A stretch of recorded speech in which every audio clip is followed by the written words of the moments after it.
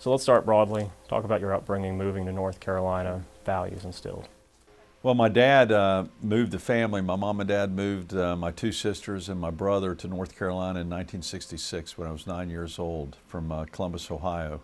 My mom was a nurse, my dad was an engineer, and it was quite a shock to our system. In fact, the first day at school in Jamestown, North Carolina, I did not say yes ma'am to the teacher because in Ohio we'd never heard of the term yes ma'am. It was yeah, nah, and they washed out my soap on my first day of school. So I learned the values of North Carolina very quickly, that you respect teachers, you respect police officers, you respect people who are senior to you, and you call them yes sir and yes ma'am, and those are the value traits that I have not changed from since I was 9 years old. And sadly, I think we're losing some of these values, especially from the hard left. The political left is, from not standing up to the national anthem, to assaulting police officers, to changing the definition of gender.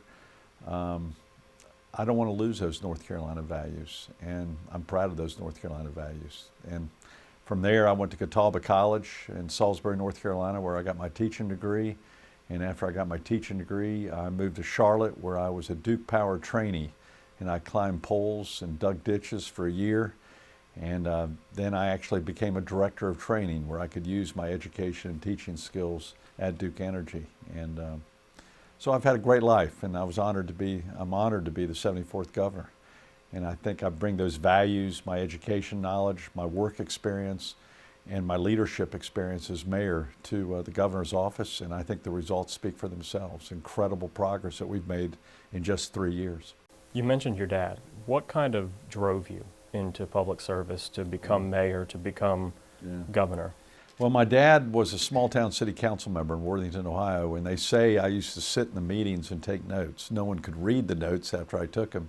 Some would say that's true today too, but that had an impact on me. And my dad and mom, my dad had a saying. He said, "You better fulfill your potential." And I always think about that. My dad died a week and a half after I was elected mayor of Charlotte in 1995. So he got to see me elected. But that was a real thrill for me, that he got to see me elected mayor of Charlotte. And I've been told that he always thought that I might run for governor. He and I never talked about running for governor, but I've been told by my brothers and sisters that he talked about me running for governor. So it's very emotional. I have a picture of my dad behind the governor's desk with him sitting behind the mayor's desk. And it was shortly before he died, and he was suffering from cancer. So he had a big impact on my life, and so did my mom, who sadly got Alzheimer's around that same period of time. When you look at this campaign, there's been a lot of distractions, and you've said you wanted to stick to the issues. So let's talk about the issues. The two biggest issues for you, what would they be, and what are your plans to address them if reelected as governor? Well, the two biggest issues first is jobs, and most people don't remember, but when I was elected governor 3.5 years ago, we had the 5th highest unemployment rate in the country.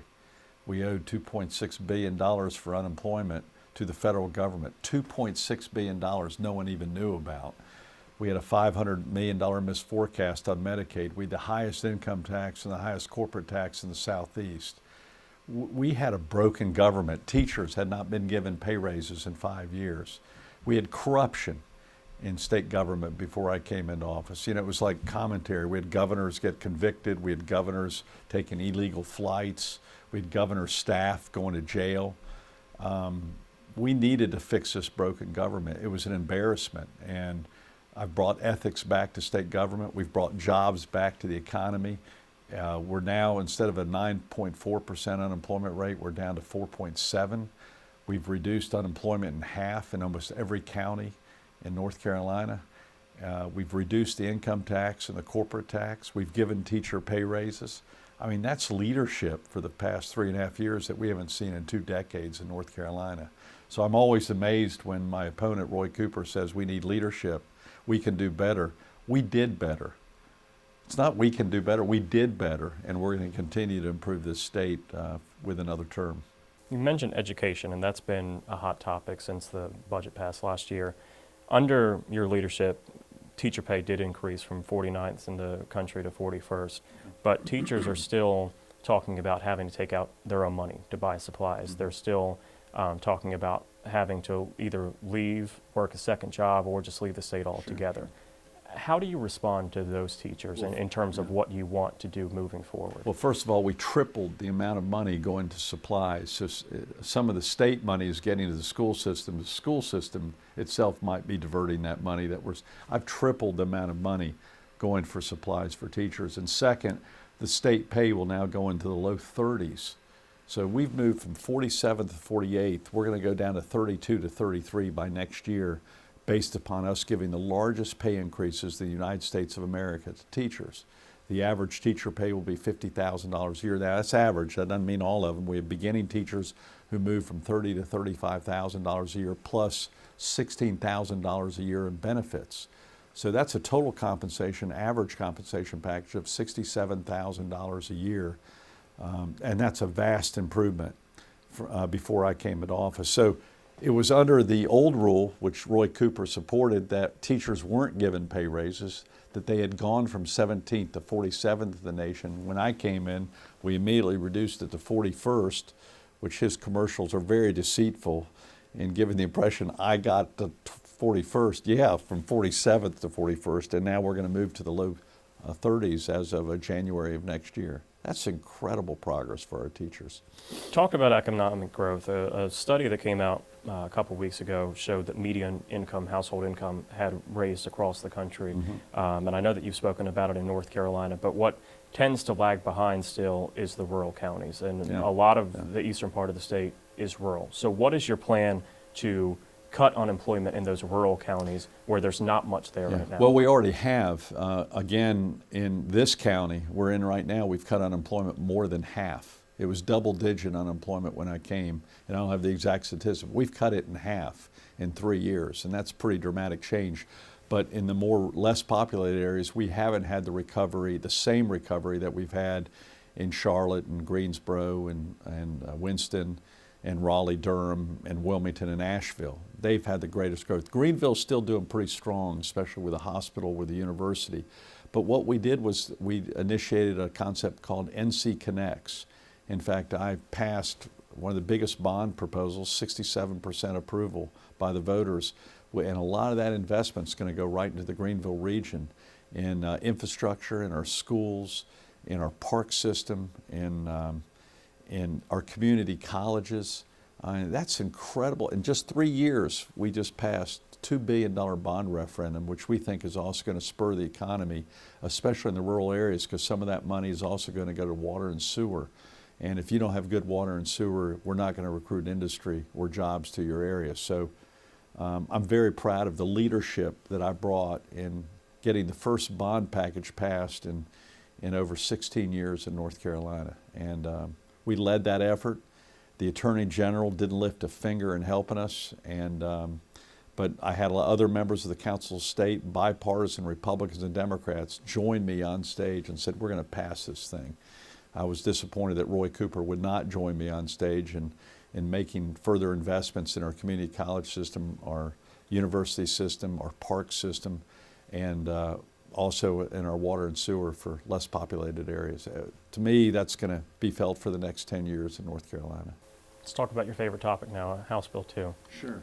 The consequences since that. When you passed or when you called that special session, I didn't call the special session. The legislature called the special session. When the special session was called and you signed that bill into law, did you anticipate the backlash that it would receive, that you have the NCAA, the ACC, these conferences and concerts and the NBA All-Star Game? Let me clarify who the NCAA is and who the ACC is. Those are the university presidents. It's not like some unknown group out there. These are university, very liberal presidents who made these decisions. These were not the coaches who made these decisions.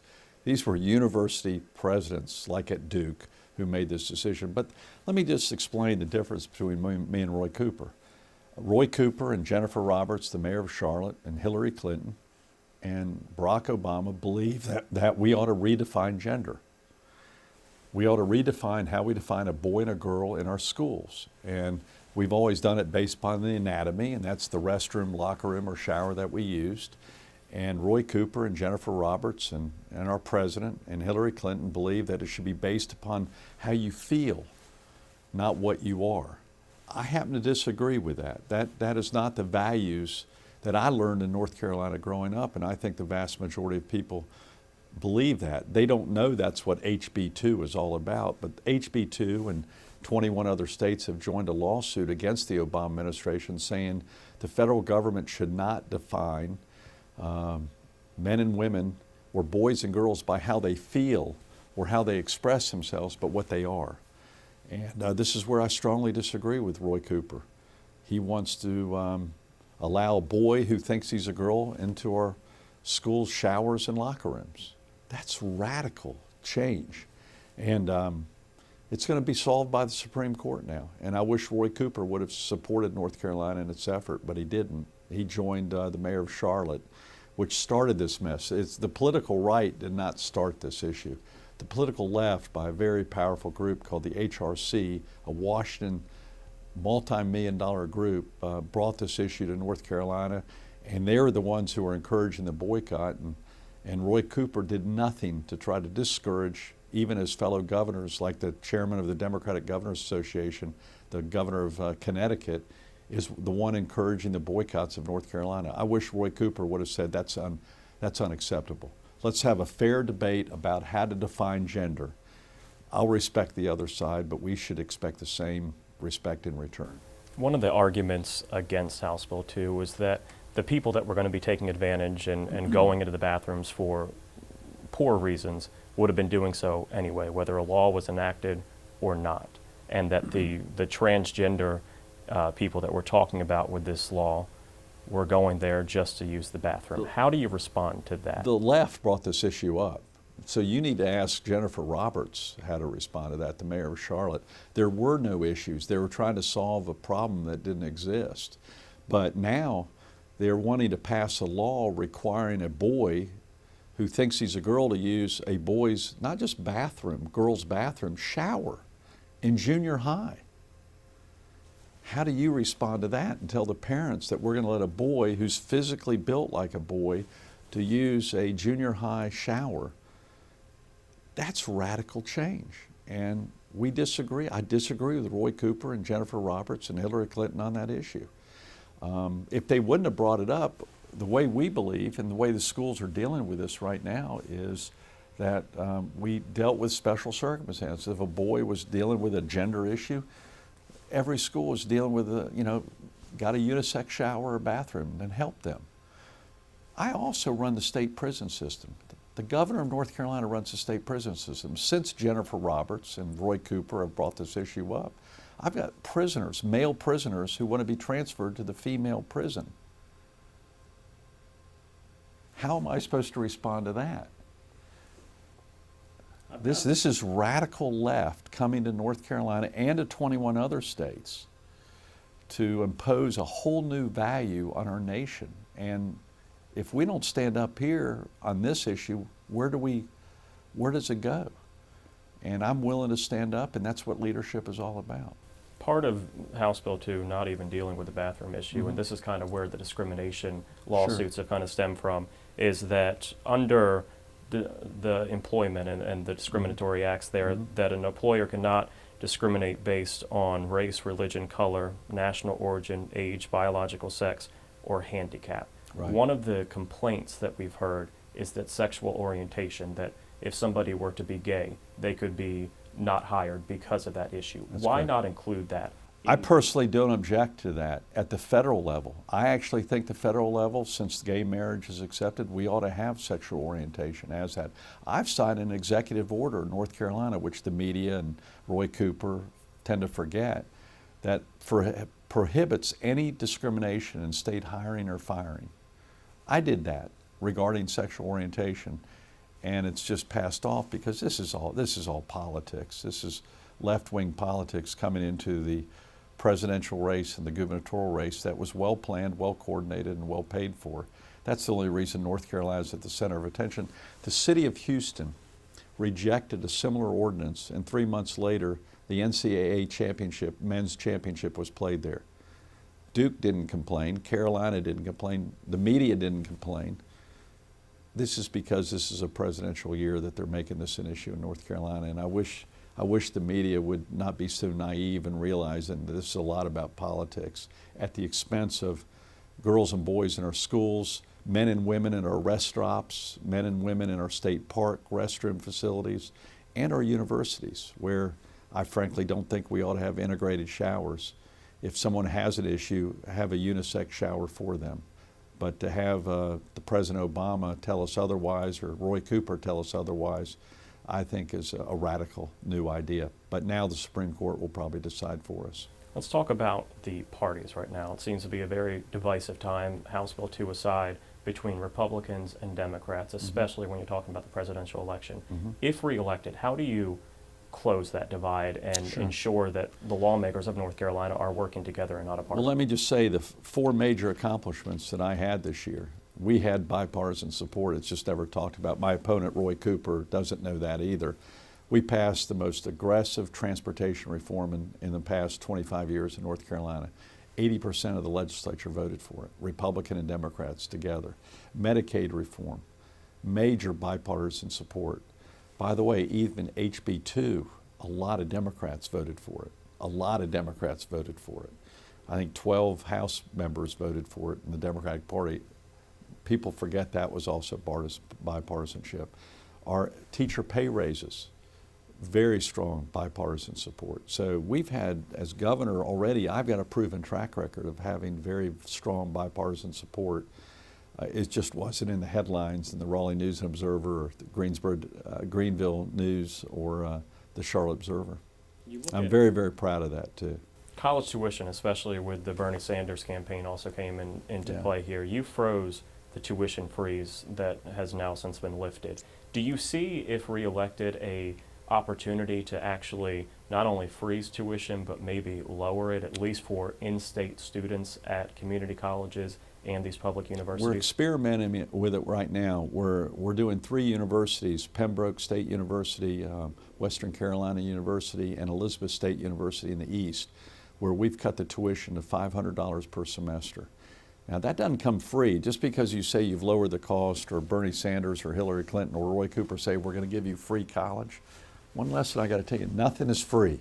Someone's paying for it. And what we've got to do is lower the cost of college by lowering the overhead of college. I mean, think about this. At UNC Chapel Hill, we have a guy who's making $225,000, and he's the director of poverty. And he's being paid $70,000 more than the governor of North Carolina. Why are we paying someone $225,000, a left-wing guy, and he comes and protests in front of the mansion? These are the costs that we shouldn't incur on the students, is too much administrative overhead with a lot of people making 6-figure jobs, more than my cabinet secretaries who are running multi-billion-dollar agencies at this point in time. And we need to use technology more to lower the cost to students too. But I'm very pleased that we have a freeze on tuition. If you come in as a freshman, we're going to keep the tuition the same way at East Carolina for the next 4 years. If reelected, what did you not get done in this first term that you want to see get complete in the second term? That's a great question. I wanted transportation bonds on the ballot last year. We were successful in getting university bonds, community college bonds, parks bonds, and water and sewer bonds, but we didn't get transportation bonds. We have to put more money into transportation. I'm pleased, though, we did get about $400 million new into transportation, which is a major step forward. The other thing that is going to be a major challenge for me next year is mental health and addiction. I kicked off a major addiction issue at East Carolina University 3 years ago, and it's making some improvement, but I talked to some seniors at East Carolina several weeks ago, very bright young students from diverse backgrounds, and they said, boy, you ought to see the freshmen and what they're doing. And I said, about what? They said, drug use, alcohol use, and they blame social media for a lot of this. We've got some major issues in our high schools, in our middle schools, in our universities, including East Carolina University, regarding drug and alcohol abuse, and that's causing a major health care concern and mental health concern. That's going to be my major priority. It's not up on the political radar screen of many politicians. It is mine because it's going to destroy families, it's going to destroy communities, and it's also going to bust the budget regarding how much money we're having to put into mental health. You mentioned the protest and what's happened with Colin Kaepernick now seems to have spilled to ECU with the ban this past week and the university issuing a response saying it wasn't going to be tolerated. Some people say that's a infringement on their rights of freedom of speech. Where do you stand and how do you see this issue, not only from an ECU standpoint, but anywhere in North Carolina? Well, first of all, I think it's extremely disrespectful. And I disagree that it denies their freedom of speech. They have that freedom of speech if they want to kneel down as a spectator or if they want to go outside the stadium.